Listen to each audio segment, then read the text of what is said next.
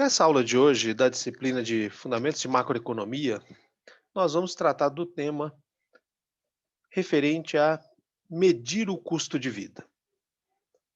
Aí, claro, é preciso que a gente pense, né, o que significa medir o custo de vida, o que que nós podemos chamar de custo de vida, que aí sim a gente vai poder entender uma forma, de tratar como a vida pode ficar mais cara ou ela fica mais barata e, naturalmente, de que forma isso nos afeta. Então, o primeiro aspecto importante a se esclarecer é o que que significa esse termo chamado custo de vida, né. Eu gosto muito dessa forma de ver o custo de vida, que é o custo de estilo de vida, né. E o estilo de vida nada mais é do que uma cesta de mercadorias de consumo. Bom, então todas as pessoas consomem mercadorias, sejam elas bens ou serviços. Algumas dessas mercadorias são de natureza mais essencial, como é o caso de alimentos, como é o caso de mercadorias usadas para higiene pessoal, para a saúde, transportes e assim vai.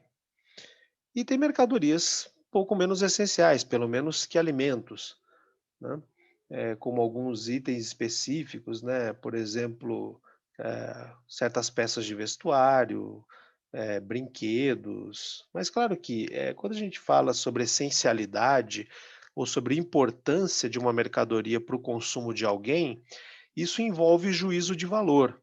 Por quê? Porque aquilo que é muito importante para mim pode não ser para uma outra pessoa, né. Por exemplo, batom não é uma mercadoria importante para mim, mas tenho absoluta certeza que para uma mulher, ou pelo menos para muitas mulheres, é uma mercadoria que tem muito mais importância do que para mim. E isso vale para qualquer pessoa, né. Então é sempre muito difícil a gente julgar o que é importante, o que é mais essencial ou o que é supérfluo, porque tudo isso envolve algum julgamento de valor baseado nas preferências de cada um, né. Algumas mercadorias a gente consegue, de uma maneira, assim, bastante consensual, qualificar a importância, como, por exemplo, alimento. Agora, entre os alimentos, né, pegando alimentos mais específicos, aí pode ser, né, que, alguns sejam mais essenciais para umas pessoas e menos para outras, né, como, por exemplo, o chocolate, né. Tem pessoas que conseguem viver muito bem sem consumir chocolate, e tem outras pessoas que são chocolatras, né, consomem muito chocolate, gostam muito de chocolate. E aí, claro, a gente dizer que é importante para o consumo depende de quem a gente está falando. Para o chocolatra, é um item de sobrevivência. Para alguém que não consome, é um item completamente supérfluo. Então, é sempre muito difícil a gente entrar nessas discussões, porque envolve gosto, vai envolver julgamento de valor, e aí certamente vai ser um tipo de debate que certamente nunca terá fim, porque a gente vai chegar no ponto da preferência da pessoa, e aí preferência, né, basicamente é muito difícil de ser mudada. Então, quando a gente fala de custo de vida, a gente está falando basicamente do custo de uma cesta de mercadorias de consumo composta por mercadorias de vários tipos, desde alimentos, bebidas, vestuário, habitação, higiene e saúde pessoal, comunicação, transporte. E para cada um desses para cada desses grandes grupos de mercadorias, nós temos também, divisões mais específicas, né. No fundo, uma cesta de mercadorias é composta, né, por arroz, feijão, carne, ovos, refrigerante, chocolate, camiseta, transporte coletivo, gasolina, conserto de carro, estacionamento, internet, TV a cabo. telefonia celular, manicure, cabeleireiro, e assim vai, né? Todas as mercadorias que caracterizam ali a maneira ou o estilo como as pessoas vivem. Então, quando a gente fala esse termo custo de vida, a gente está falando do custo de se levar um certo estilo de vida, e aí aqui chamando estilo de vida especificamente um conjunto, uma cesta de mercadorias que a pessoa consome e que caracteriza a vida dela do ponto de vista do consumo. Esse custo de vida, ele vai ser medido através de um índice de preços ao consumidor. Porque, efetivamente, nós estamos falando de mercadorias que estão sendo consumidas, né? Então a gente vai usar o quê? Um índice de preços que leva em consideração mercadorias consumidas, os chamados índices de preços ao consumidor, os IPCs. E o índice de preços ao consumidor, ele nada mais é do que um valor monetário, né? Então, por exemplo, digamos que a gente vá ali a um restaurante, né, por quilo, um buffet por quilo, cujo quilo custe R$ 70. E aí eu comprei eu montei um prato cujo peso foi de 500 gramas, então eu vou lá e pago R$ 35. Ah, mas aí eu comprei também uma lata de refrigerante, que me custou R$ 5. Bom, então eu já tinha gastado 35 com o meu prato, gasto mais 5 com o refrigerante, e aí eu tenho ali um valor total, né, dessa despesa específica ali de consumo de R$ 40.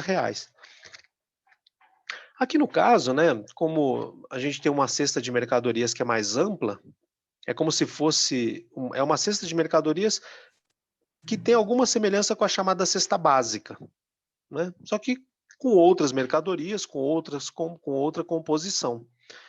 A cesta básica, ela é uma cesta de alimentos, enquanto que a cesta de mercadorias, para se tratar do custo de vida, é uma cesta que envolve alimentos, vestuário, transporte, telefonia, saúde, cuidados pessoais, itens de habitação e outras mercadorias.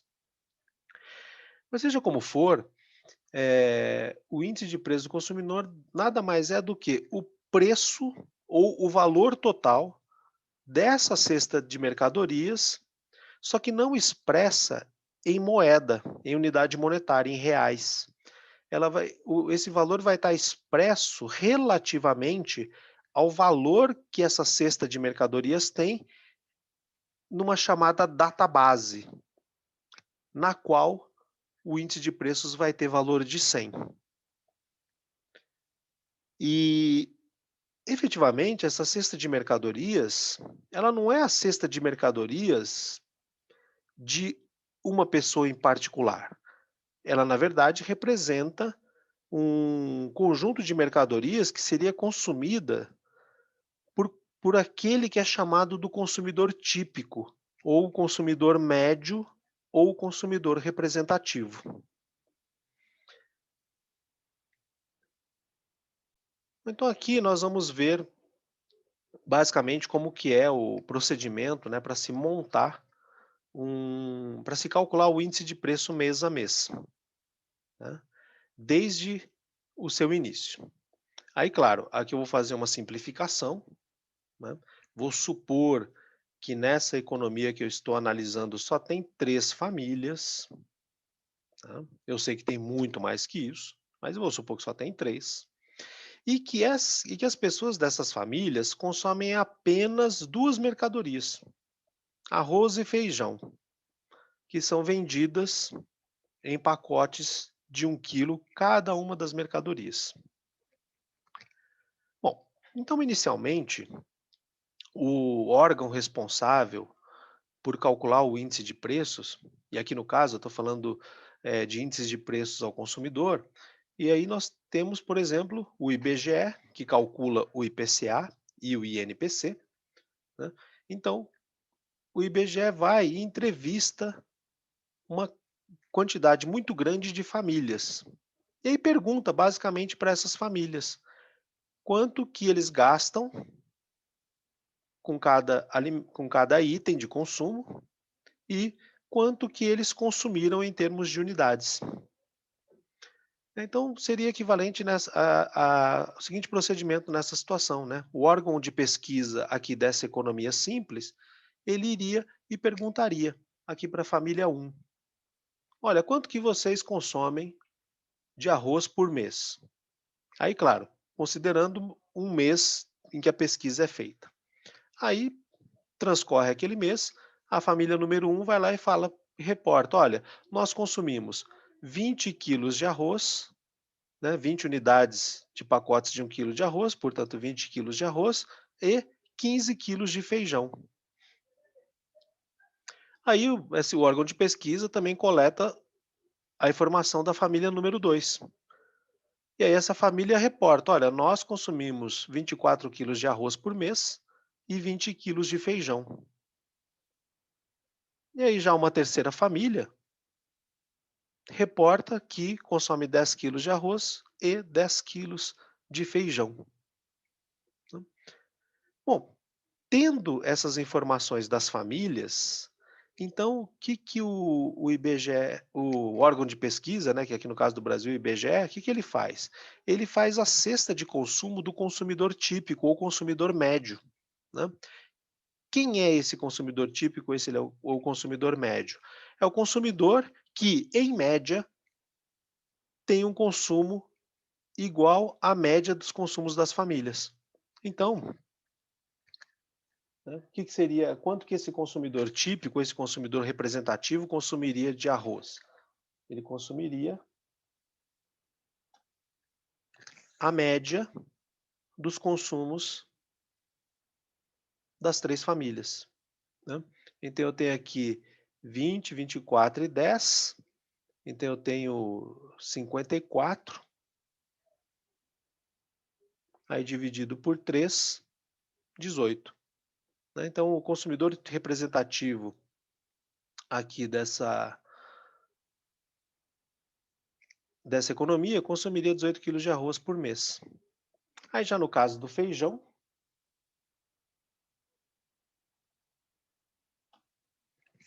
ele consumiria a média das 3 famílias. Então eu tenho aqui 10, 20 e 30, com 15, 45, né? 45 de total de consumo de feijão, de 45 quilos consumidos por 3 famílias, quer dizer que em média cada família consome 15 quilos de feijão. E aí pronto, está montado o tal consumidor típico ou consumidor médio representativo da economia. E está montada também o quê? A tal cesta de consumo, né? A partir das informações das famílias que responderam ou fizeram parte da pesquisa. Bom, feito isso, o que esse órgão de pesquisa faz? Ele vai e coleta preços das duas mercadorias. Aqui no caso, eu vou supor que só tem um supermercado, né? Só tem um supermercado em que essas famílias fazem compras. Então, esse órgão de pesquisa vai lá, e aí digamos que está sendo coletado em março de 2020, e observou-se que o preço do arroz era R$ 5 o pacote de 1 quilo, e o do feijão, R$ 8 o pacote de 1 quilo. Bom, então, aí feito isso, esse órgão de pesquisa vai e determina o quê? A despesa com cada item de consumo. Fazendo como? Ué, multiplica o preço por unidade vezes a quantidade que foi consumida. Então, faz como? Faz o preço, né, da mercadoria consumida vezes a quantidade que foi consumida da mercadoria. E aí, nesse caso, né, consome 18 pacotes de 1 quilo, 18 quilos a R$ 5 cada quilo, então vamos ter ali um gasto de R$ 90 por mês, em média. Já no caso do feijão, seria quanto que seria o gasto? Seria pagar R$ 8 por cada pacote, vezes os 15 pacotes que são consumidos. Então, eu vou ter uma despesa total ali do consumidor médio equivalente a 8 vezes 15, né, que vai ser R$ 120.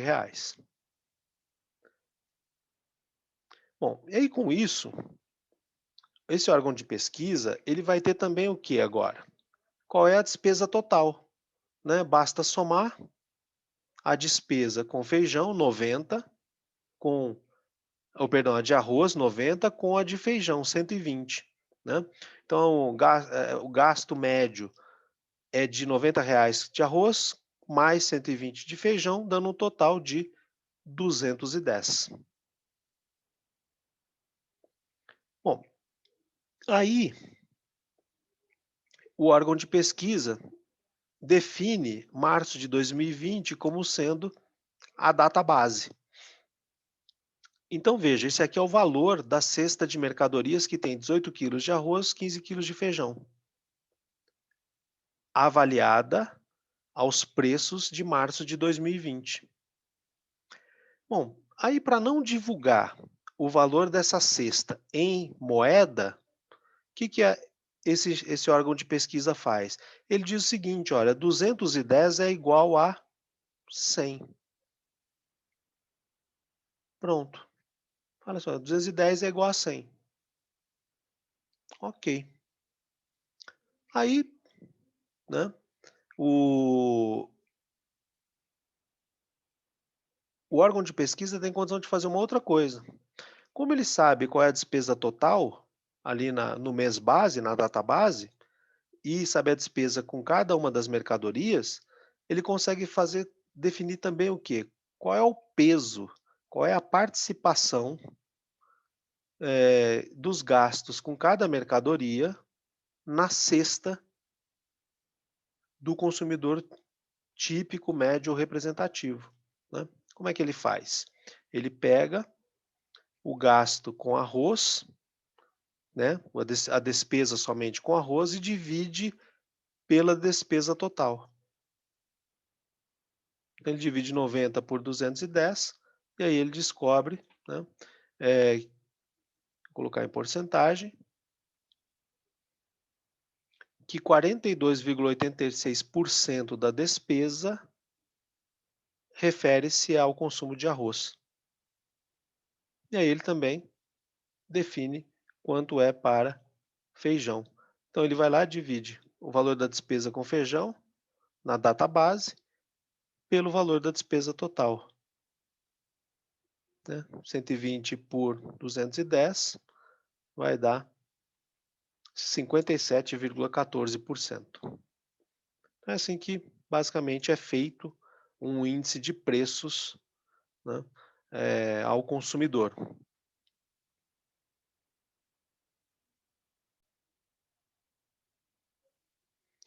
Bom, então aqui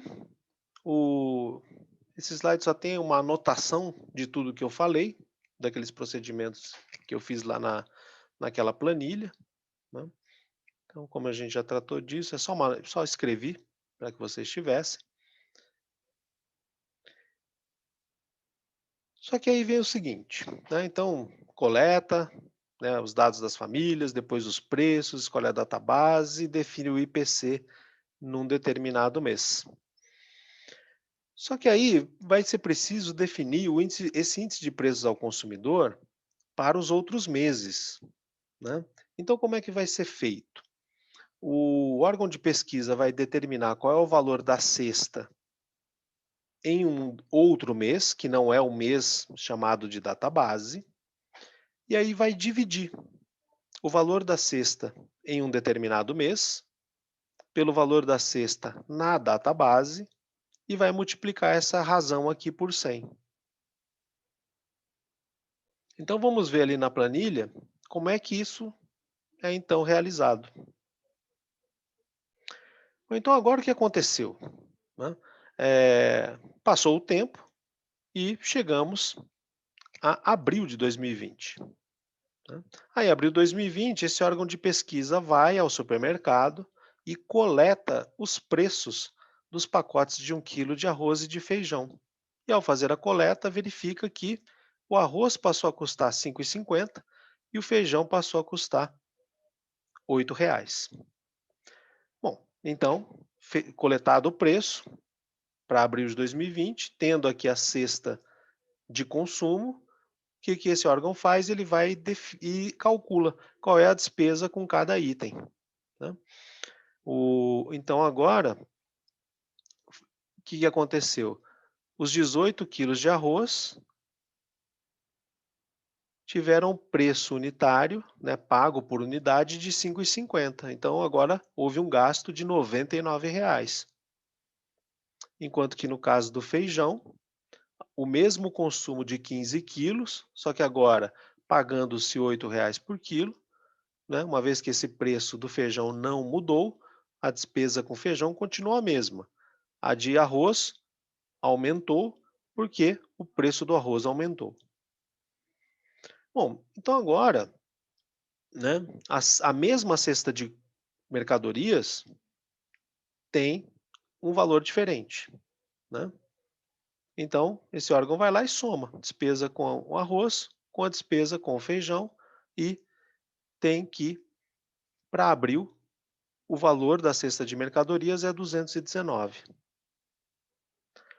Bom, só que ele não divulga em moeda, ele divulga em índice. Então, como é que ele faz? Ele faz assim, ó. Ele pega o índice de preços no mês, 219, perdão, ele pega o valor da ele pega o valor da cesta no mês, 219, e divide pelo valor da cesta em reais na database. E depois multiplica essa relação por 100. E aí vai dar 104,2857, que é justamente a taxa de crescimento de 210 para 219. Aí pronto, aí ele vai lá e divulga. Então, em março, ele divulgou que o índice de preços era 100, em abril, ele divulga que é 104,2857. É assim que ele faz. E aí o tempo passa, né? Começa maio, termina maio, o órgão de pesquisa vai lá e coleta os preços das mercadorias para maio. E aí ele faz o quê? Ele calcula o gasto com arroz aqui para maio, né? Então, consumidos 18 quilos, pagando-se 5,25 por cada quilo. Então, agora a despesa com arroz passou a ser R$ 94,50. E no caso do feijão, os 15 pacotes de 1 quilo, pagando-se R$ 8 por cada pacote, vão gerar uma despesa de R$ 120, dando uma despesa total, né, que é a soma dos dois valores, de R$ 214,50. Só que aí, o órgão não divulga em reais, ele divulga em índice. Então, o que ele faz? Ele pega o valor da cesta de mercadorias no mês, aqui em maio, então, de 2020, divide pelo valor da cesta de mercadorias aos preços de março de 2020 e multiplica por 100. E aí ele vai lá e divulga 102,1429. Né? É assim que funciona a divulgação de um índice de preços. É assim que acaba sendo determinado. É claro que com o passar do tempo, os preços sofrem modificações, né? E esses cálculos vão sendo feitos para os outros meses. Nos outros meses, né, vão sendo coletados os preços vão sofrendo modificações, e aí, naturalmente, né, as despesas com cada um deles vai mudando, a despesa total muda e o valor do índice também muda, né? Então, eu vou deixar essa planilha aí lá no site, né? Se vocês quiserem fazer a conta, né, para ver tal como é que é, fiquem à vontade. Uma pergunta é, no caso de se haver mais de um supermercado, né, eh, mais de um supermercado, você vai lá e fala assim: "Olha, bom, um supermercado, suponhamos que abriu aqui, tivessem 2 supermercados na economia, né, só que um está cobrando R$ 6 pelo pacote e o outro está cobrando 5. Aí você vai lá e soma, né, bom, cobrava 6, outro 5. Eu só tenho 2 preços, eu faço a média de 2, né, pronto, só isso. Agora, com relação à marca, como é que faz, né? Isso é uma característica que, por exemplo, você olha o produto, não a marca, né? Então, por exemplo, o arroz. O arroz, você vai olhar o arroz do tipo 1, né? E aí, tendo marcas diferentes, você coleta o preço de todas as marcas, tá? E aí você compara com os preços de arroz do tipo 1 dos outros supermercados também. Aí você faz uma média geral de todos eles, né? Eh, aí, por exemplo, arroz do tipo 2. Tipo 2, você compara, você coleta os preços do arroz do tipo 2 e faz a média do arroz do tipo 2. Aí mesmo vale, por exemplo, para feijão preto e feijão carioca, né. Eh, então, aí claro, aí detalhamentos como, por exemplo, chocolate, digamos, ao leite, amargo, branco, né, aí essa especificação não tem, aí é chocolate, tá. Aí o pessoal vai lá e coleta, né, vários preços e faz uma média, tá, mas aí o detalhe eu vou mostrar para vocês uma tabela do IBGE para vocês verem, mas assim, aí chega um ponto que não dá para detalhar mais, né, porque aí ficaria assim, ficaria tão imenso. Além de que certas mercadorias, a importância de consumo, né, na média, ela é muito baixa, né, como por exemplo, chocolate branco, né. Eu conheço, para dizer a verdade, não conheço ninguém que consome chocolate branco em preferência ao chocolate ao leite ou amargo, tá. Eu não conheço, mas pode ser que exista, né. Assim como uma vez eu conheci uma pessoa que não gostava de 3 coisas ao mesmo tempo. Não gostava de pizza, não gostava de sorvete, não gostava de Coca-Cola. Eu falei: "Cara, você é uma coisa única no mundo, né, não gostar de alguma delas, vá lá, mas as 3 ao mesmo tempo, caramba". Eu falei: "Pô", né, então eu falei: "Vou até tirar uma foto com você para guardar, porque quando eu vou encontrar uma pessoa desse jeito, né". Eh, mas então, assim, chega pontos, né, assim, níveis de especificação da mercadoria, que aí, assim, a importância de consumo na média dos consumidores, ela acaba se perdendo, né, porque se basicamente não tem, tá. Então é isso, basicamente esse é o procedimento, né, que é feito. Bom, e aí claro, né, como eu falei para vocês, existe uma composição muito grande de mercadorias, né, e aí aqui eu montei uma tabela para o IPCA e para o INPC, né, que mostram as participações de cada um dos 9 grandes grupos de mercadorias na composição do índice, né. Então se vocês se lembram, ali no meu exemplo lá do índice de preço super simples, nós tínhamos esses pesos aqui para cada uma das mercadorias.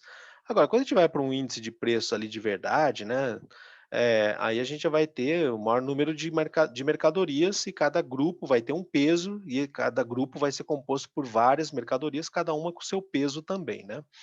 Aqui nesse lado direito, aqui são os pesos, né, com 4 casas decimais, e aqui nessas 2 colunas do meio, o que que eu fiz? Eu tirei as casas decimais, só deixei a unidade, só para a gente ter uma ideia, assim, olhar muito número me deixa, assim, a gente fica até meio zonzo, né. Só para a gente ter uma ideia ali, né, de como que é a participação.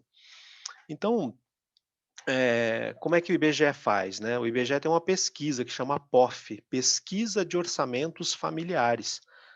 A última pesquisa foi feita em 2017 e 2018, né, coletou, informações de consumo, de gastos das pessoas, né, uma série de informações, e com base nessas informações de consumo montou a cesta de mercadorias, que especificamente envolve definir as mercadorias e as participações das mercadorias no total do gasto, né.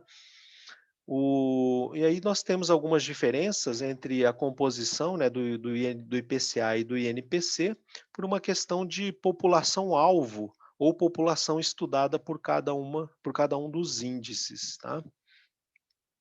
Então aqui só para vocês terem uma ideia, eu vou mostrar para vocês um pouco do que está ali dentro de um dos índices. Então aqui, por exemplo, ó, isso aqui é uma tabela, né? Aqui, ó, tá vendo, ó, peso mensal para janeiro de 2021 do IPCA. E aqui do lado é o do INPC. Então, embora tenha aquele peso de referência, mês a mês tem uma certa mudança, você tem uma certa variação ali pequena do peso, né?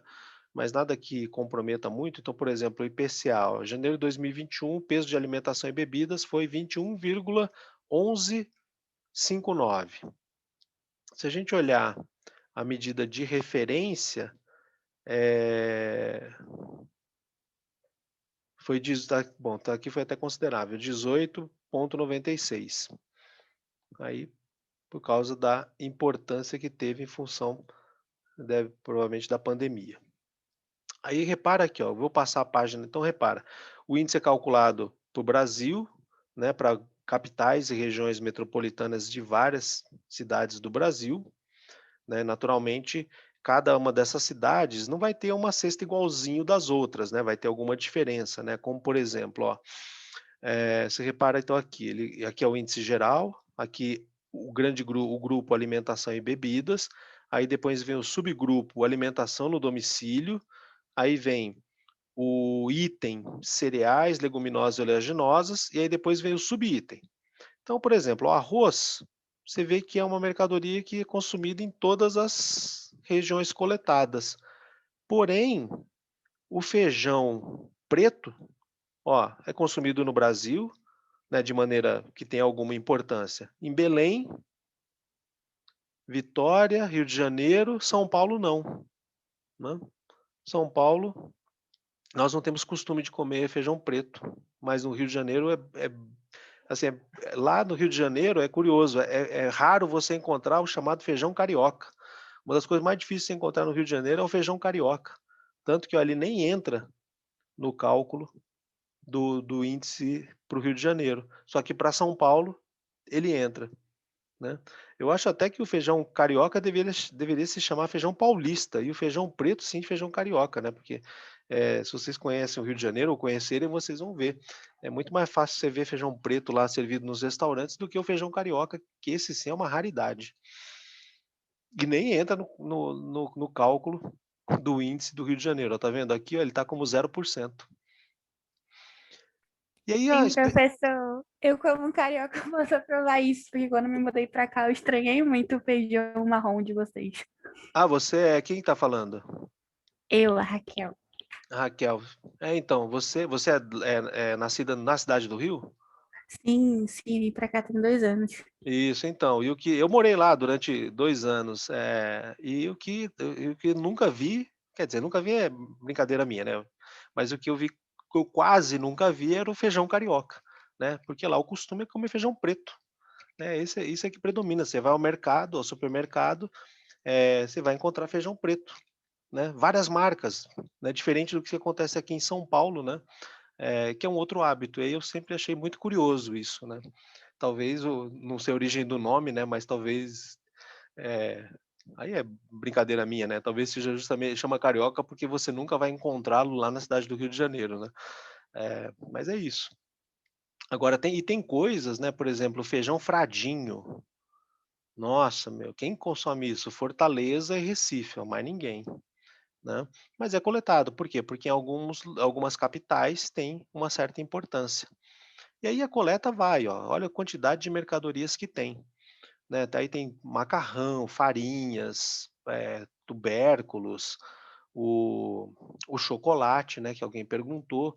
Aqui, ó, o chocolate só entra chocolate em barra e bombom, né, aí não tem mais especificação do que isso, né. Tem o chocolate em pó, chocolatado, né, mas também não tem mais especificação que isso. Aí vem as verduras, né, aí sim, com mais especificação. Eh algumas que têm, né, ali, digamos, uma especificação por tipo, como por exemplo banana. Tem banana d'água, banana maçã e banana prata, né? Laranja também tem 2 tipos, né? E aí assim vai, ó, você vê, ó, tem várias frutas, eh, tem algumas coisas muito específicas, por exemplo, eu tinha achado aqui um peixe, cadê? Aqui, ó, o peixe peroá, né? Só uma localidade consome, o peixe aruanã, aqui eu sei que é Goiânia, lá em cima, essa aqui eu não me lembro, mas aí vai pegando, né? E vai, ó, aí vem os embutidos, né? Eh, Vou passar só para o grupo de baixo, né? Aí vem a parte de número 2 se eu voltar aqui, número 2 é habitação. E aí vai, ó, aí vem os itens de habitação, né, aluguel, condomínio, mudança, reparos, né, e aí vai, ó, vidro, aí vai elencando um monte de coisa, né. Aí vem o item 3, né, que aí são artigos de residência, e aí de novo, ó, vai colocando tudo, móvel para quarto, móvel para copa e cozinha, móvel infantil, né, e ah, o aruanã é como se fosse uma moreia, tá, tá, ok, obrigado. E aí vai, ó. Então você vai vendo, tem coleta de muita coisa, né, ó, por exemplo, cadê? Eu acabei de ver aqui, flores naturais. Aqui, flores naturais, utensílio para bebê, e aí vai, né, ó. E aí vai, uma coleta, olha a quantidade de mercadorias que tem, ó, ali nas roupas, na roupa feminina tem calça comprida, agasalho, saia, vestido, blusa, lingerie, na infantil, uniforme, calça comprida, agasalho, vestido, bermuda, short, e aí vai, é um detalhamento bastante grande, né, você vem aqui para transportes, né, então tem o transporte que é o grupo, aí depois vai vindo subgrupo, item e tal, né, tem transporte público, urbano, tem um ônibus, táxi, trem, ônibus interestadual, intermunicipal, né, metrô, veículo próprio, multa, pneu. Então você vai vendo, ó, tem uma coleta de, assim, uma quantidade muito grande de mercadorias, né, ó. Você pega aqui nos medicamentos, né, produtos farmacêuticos, anti-infeccioso, antibiótico, analgésico, anti-inflamatório, antigripal, né, e aí vai. E aí para cada item, você vai tendo muita coisa, né. E aí tem essa imensa coleta de preços para poder gerar lá o índice, né, que a gente acaba acompanhando, que é divulgado para a gente, né. Você vem aqui para o item para seção de educação, ó, tem uma imensidão também de possibilidades. O último grupo é comunicação, hum, aí você tem aqui, ó, correio, tem telefonia fixa, telefonia móvel, TV por assinatura, né, internet, e assim vai, tá. Por isso que eu falei para vocês, vou ter que fazer um exemplo num simples, né, porque a quantidade de mercadorias que são consideradas são muito grandes. Ela é muito grande, né. E o INPC, aqui nesse link, tem a composição, ali a tabela respectiva do INPC, que basicamente você vai ver, né, muita semelhança com o IPCA, somente, né, pesos diferentes, algumas mercadorias vão ter alguma diferença, mas os itens basicamente os mesmos. Eh, e aí também o que acontece, né, conforme o tempo passa, né, existem mudanças no hábito de consumo das pessoas, surgem novos produtos, surgem novas marcas, a qualidade das mercadorias muda, tal. Então, de tempos em tempos, o IBGE faz aquela pesquisa chamada POF, Pesquisa de Orçamentos Familiares, e vai adaptando os pesos, né, vai adaptando não só a cesta de consumo, mas também o peso das mercadorias na cesta, tá, pra justamente captar. essa passagem do tempo, né, o fato de que novos bens vão surgindo, começam a ter mudanças de hábitos na população, né, então, por exemplo, agora, essa época que nós estamos vivendo, a gente está tendo uma demanda muito maior de mercadorias de comunicação, né, internet, telefonia, do que antes da pandemia, né. E também o que acontece, nós temos mudança de qualidade, né, das mercadorias que, existe alguma tentativa de ser captada pela mudança ali da cesta. Mas claro que, assim, é muito difícil a gente qualificar qualidade, né.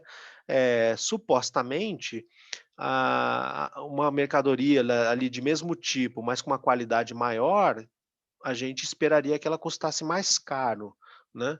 Agora, se de fato custa exatamente para cobrir o ganho de qualidade, nossa, aí já é uma coisa que não tem a mínima condição de saber, né, não tem como medir uma coisa dessas. Então, acaba indo, né. Então você pega ali, por exemplo, o chocolate. Uai, chocolate tem chocolates mais caros e mais baratos, né, com mais cacau, com menos cacau, com menos gordura hidrogenada, mais, né, qualidades diferentes. Só que na hora que você faz a pesquisa, meu, chocolate branco, chocolate ao leite amargo, chocolate, ponto final, né. E aí isso acaba sendo perdido de alguma forma, né. Então, naturalmente, o índice de preços não vai ser uma medida exata, né, dessas, das mercadorias, né. Na verdade é uma aproximação, uma tentativa, né, mas não uma medida exata. Que claro que é passível, né, tem deficiências, passível de certas críticas, né, mas é o melhor que dá para ter, né. Não há nada melhor que a gente consiga ter. Talvez agora possa melhorar com a questão dos equipamentos eletrônicos, né, uma maior difusão, barateamento, pode ser que aí seja mais fácil fazer especificações maiores, tá, mas atualmente é isso que a gente tem. E o índice de preços ao consumidor, né, é bom a gente, reparar numa diferença de algo que a gente viu recentemente, que é o deflator do PIB, né. Então, conforme nós vimos, o deflator do PIB era a razão entre o PIB nominal e o PIB real. E o deflator do PIB, ele é um índice de preços, né, só que ele é o quê? Ele é um índice de preços que considera todos as mercadorias, sejam elas bens e serviços, produzidos internamente, de maneira sistêmica, né. O que que eu quero dizer por sistêmica? Leva em conta os preços de produção, os preços de consumo, os preços de investimento, os preços associados aos gastos do governo, né? Porque o governo, ele não paga o mesmo preço, não paga necessariamente o mesmo preço que os consumidores, né? Porque o governo, quando faz suas compras, ele geralmente faz por licitação. E aí é um processo diferente de ir ao supermercado, né? Então, são preços diferentes também. As próprias mercadorias que o governo provê, né, ou concede, ou regula, né, energia elétrica, gás, por exemplo, tem uma precificação diferente. Então, o deflator do PIB, ele meio faz uma grande média, de todos esses tipos de preços, né, por isso que a gente pode chamar, hoje comumente ele é chamado de um índice de preço sistêmico, tá? Que é diferente do que acontece com o índice de preços ao consumidor. Porque o índice de preço ao consumidor, ele pega o quê? Bens e serviços de consumo apenas, né. E não todos, né, a gente pega ali uma cesta de mercadorias, né, que são destinadas a consumo das famílias exclusivamente. Não leva em conta, né, preços de investimento, preços de governo, preços de exportados e preços de produção, né.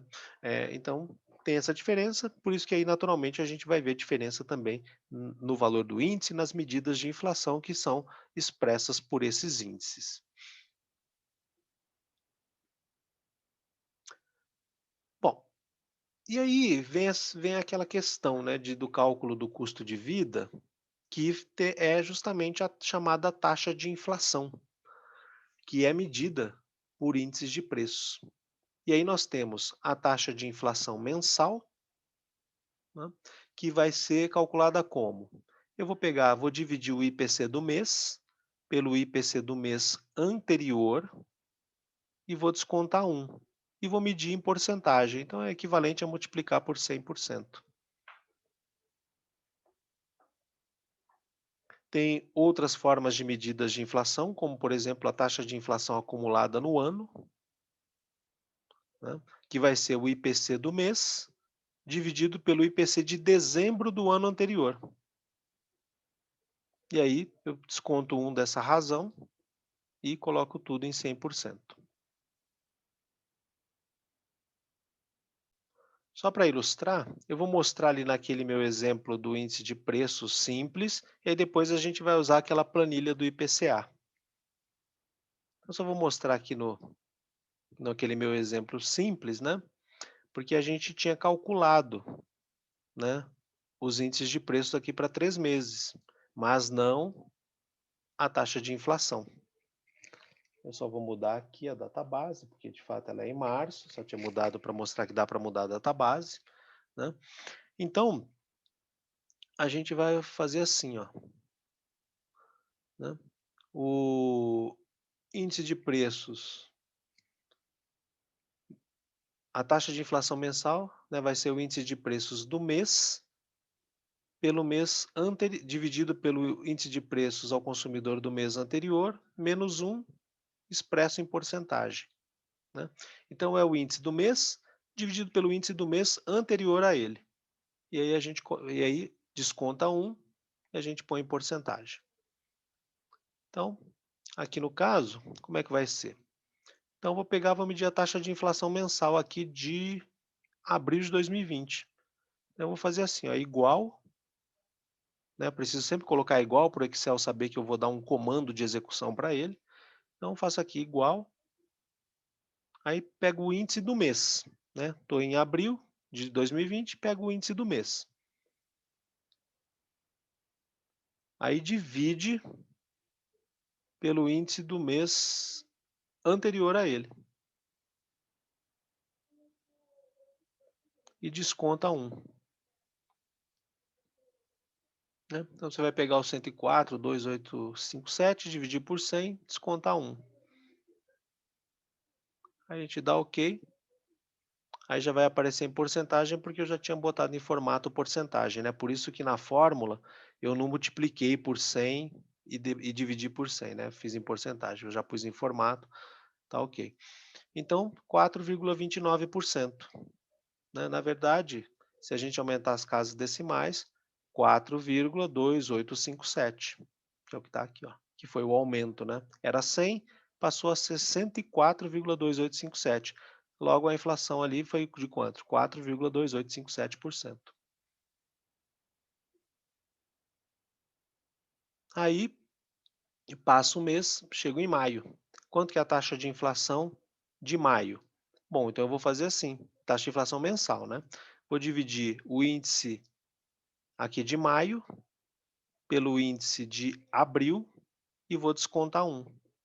Aí eu vou ter a taxa de inflação mensal para maio de 2020. Então, é o índice de maio dividido pelo índice do mês anterior a ele, abril de 2020, menos 1. O que aconteceu? Nós tivemos uma deflação, né? Repara que em abril a cesta custava 219. Em maio ela ficou mais barata um pouco, né? 214,50. Então o preço baixou, né? Ó, de março para abril o preço aumentou. Então nós tivemos inflação. De abril para maio o preço da cesta baixou.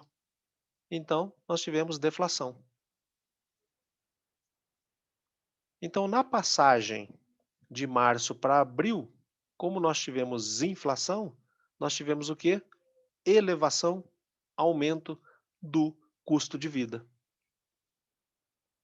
De abril para maio, o preço ali da cesta de consumo de referência baixou.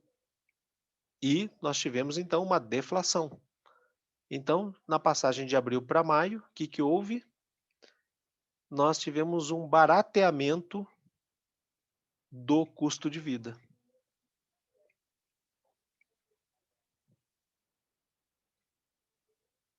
Agora vamos usar aquela planilha lá do IPCA, né? Porque aí ele tem mais dados, aí a gente consegue fazer mais procedimentos para entender, né, como é que é feito o cálculo ali da inflação.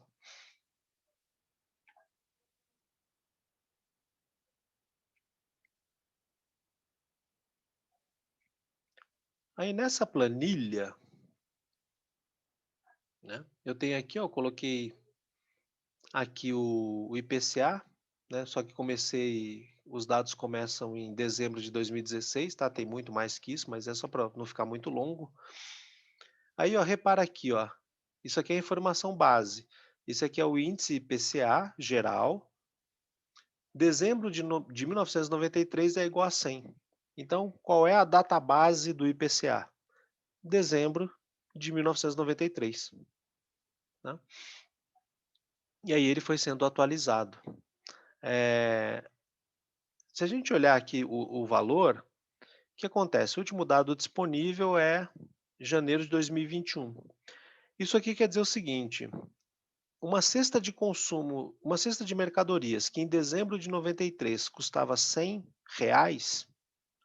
a mesma cesta de mercadorias, só que agora avaliada pelos preços das mercadorias em janeiro de 2021, ela custaria R$ 1.132,02.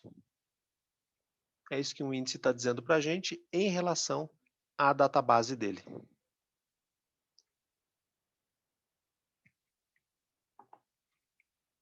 Essa é a inflação que nós tivemos de dezembro de 93 até janeiro de 2021. Né? Algo que custava 100 estaria custando 1.132. Ok. Então vamos começar aqui, ó. A taxa de inflação mensal. Né? Como é que eu vou fazer? Então eu coloquei aqui um formulário. Então é sempre assim, ó. O índice de preços, uma taxa de inflação é sempre uma taxa de inflação acumulada, tá? Entre dois períodos quaisquer. T e T e um período T e um outro chamado de T asterisco. O que muda na determinação de quem é T asterisco, depende do tipo de inflação que a gente queira calcular, né? Mas sempre assim, uma taxa de inflação acumulada entre dois períodos de tempo quaisquer, vou representar por variação percentual de preços, tá? Que vai ser calculada como? Pelo índice de preços no mês T menos o do mês T asterisco, que é um mês do passado em relação a T, dividido pelo índice de preços de T asterisco. Tá? É uma taxa de crescimento. Então, uma variação do índice de preços entre dois momentos no tempo, dividido pelo valor do índice lá no seu momento inicial da variação. Que pode ser calculado de uma maneira, assim, talvez mais simples, né? Que foi o que eu usei, o índice de preços em T dividido pelo índice de preços em T asterisco menos 1. Tá? Então, quando a gente quer, por exemplo, aqui a taxa de inflação mensal, quem é T? É o mês que a gente está. E T asterisco, quem é? É o mês anterior. Então, por exemplo, aqui, ó. Estou em janeiro de 2021. Quanto que é a taxa de inflação mensal? Bom, então eu vou pegar o índice de preços no mês, índice de preços em T, que é janeiro de 2021, e vou dividir pelo índice de preços do mês anterior, dezembro de 2020. Tá? Então você faz assim, ó. Você bota igual,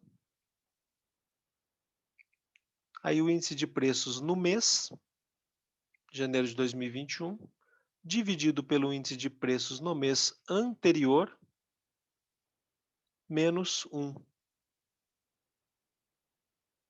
Aí você aperta Enter, vai dar 0,04.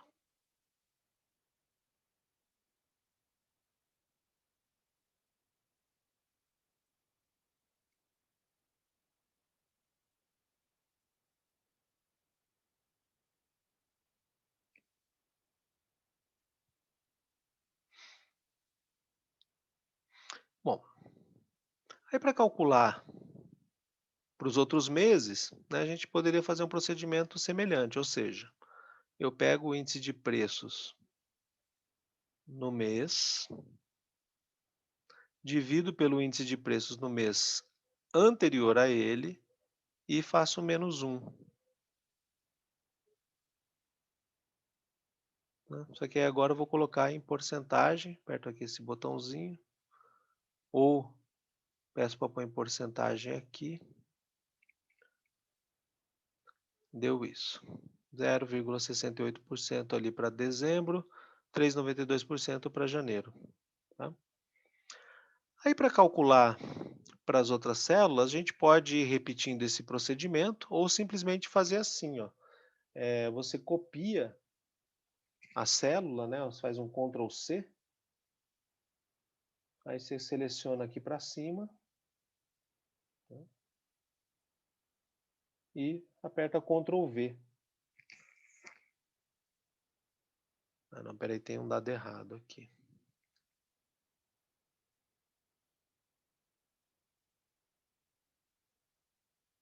Engraçado.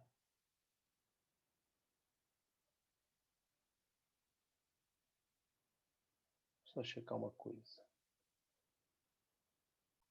Se a gente colar essa fórmula aqui para cima, que pode ser feito lá pelo Ctrl C, Ctrl V, né? Aí a gente vai ter então o cálculo do IPCA para todos os meses, só que a gente tem que parar aqui, ó, em janeiro de 2017. Porque o que acontece, né? Sempre, como a gente vai precisar pegar o mês anterior, então o meu último mês é dezembro de 2016, então eu tenho que parar em janeiro de 2017. Tá? Porque se eu aplicasse a fórmula aqui, ele iria pegar essa célula que não tem número, ele não iria saber o que fazer. E com isso, a gente tem toda a inflação acumulada, perdão, toda a inflação mensal medida pelo IPCA. Tá? Aí agora uma outra taxa de inflação que vai ser importante aqui para a nossa atividade é essa aqui, ó, a taxa de inflação acumulada no ano. Né? Ela vai ser medida de que forma? Assim, ó, o procedimento é o mesmo, né? O índice de preços no mês T dividido pelo índice de preços no mês T asterisco. Só que quando a inflação que a gente quer é acumulada no ano, então o mês T é o próprio mês e o mês T asterisco é dezembro do ano anterior. Sempre dezembro do ano anterior. Tá? Então, aqui no caso, né, como é que eu vou fazer? Então eu vou pegar, eu vou dar igual, para o Excel saber que eu vou dar um comando para ele. Aí eu vou pegar o índice de preços do mês, né, que eu tô. Aí eu vou dividir pelo índice de preços de dezembro do ano anterior. Está aqui nessa linha. E menos 1. Só que aí eu vou colocar em porcentagem, vai dar 0,25%. E claro, né, como nós estamos em janeiro do ano, a inflação mensal de janeiro vai ser sempre igual à inflação acumulada no ano até janeiro, que a gente só acumulou a inflação do próprio mês. Bom, agora vamos subir aqui para dezembro de 2020. Aqui já é diferente, né? Aqui eu vou ter que pegar o mês, dezembro de 2020, e dividir, só que agora eu vou dividir pelo índice de qual mês? Por dezembro do ano anterior. Então vou vir pegar aqui, ó, opa, perdão, eu tenho que pegar o índice. Então peguei o índice aqui do mês e vou dividir pelo índice de dezembro, só que do ano anterior. Então como eu tinha pego aqui dezembro de 2020, eu vou pegar o índice de dezembro de 2019. Aí eu vou abater 1, faço menos 1 e dou Enter. Aí a única coisa que eu vou fazer, eu vou colocar em porcentagem, dentro das casas decimais. Ok.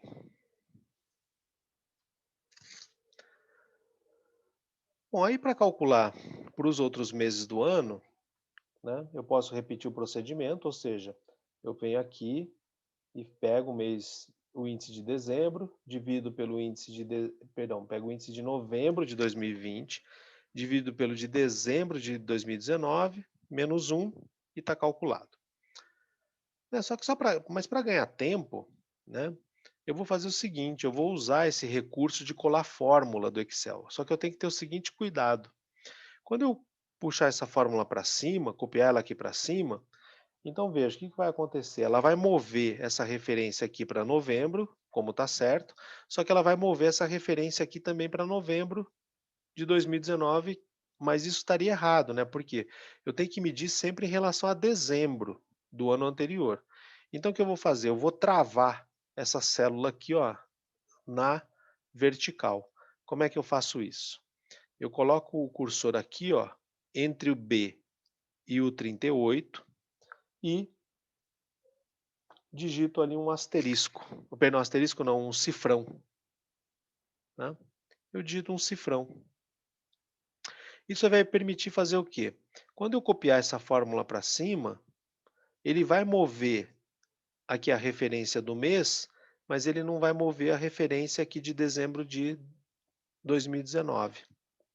E aí isso vai dar, a gente ganha velocidade. Aí 4,52. Aí para os outros meses do ano, basta eu fazer o que então? Eu copio, Ctrl C, aí seleciono, né? Aqui, ó, desde novembro até janeiro, aí eu paro, aí eu faço o Ctrl V.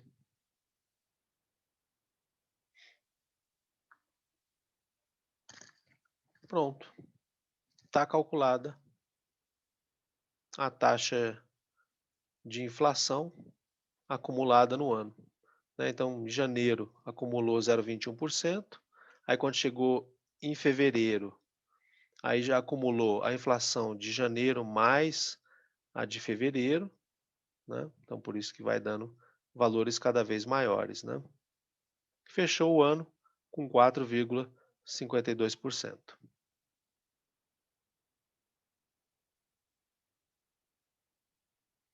Aí se eu fosse fazer esse procedimento para os anos anteriores, o que eu teria que fazer?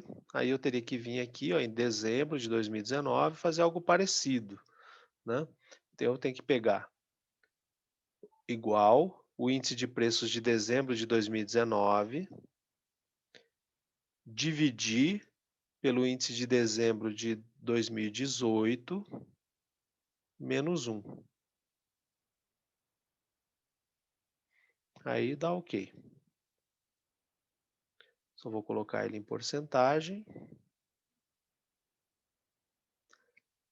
4,31%. Só que aí que eu quero, né? Eu quero calcular para 2019 inteiro, né?